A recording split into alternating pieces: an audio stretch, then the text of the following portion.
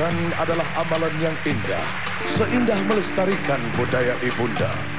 Dari panggung televisyen Mediacorp, kami mempersembahkan Ikhlas.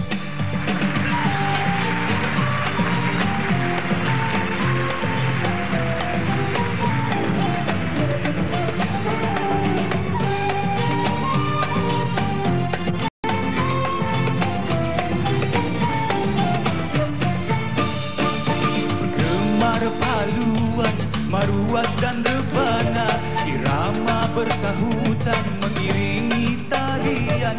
Biarpun berbeza tapi masih serupa, walaupun jauh kini terasa dekatnya.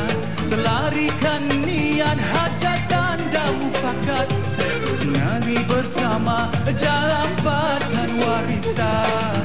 Indah menawan, santun budiman, menari menyanyikan sambil perpaduan.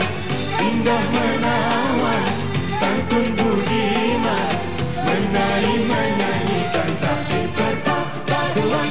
Bergerak seiringan tarian, sambil perpaduan mari kita lestarikan serumpunan di Nusantara. Semarakan seni budaya hasil warisan kita. Di sini bertemu menjanjikan harapan, mencari dan mengertikan jaluran kesenian, martabat dan maruah seni ibunda.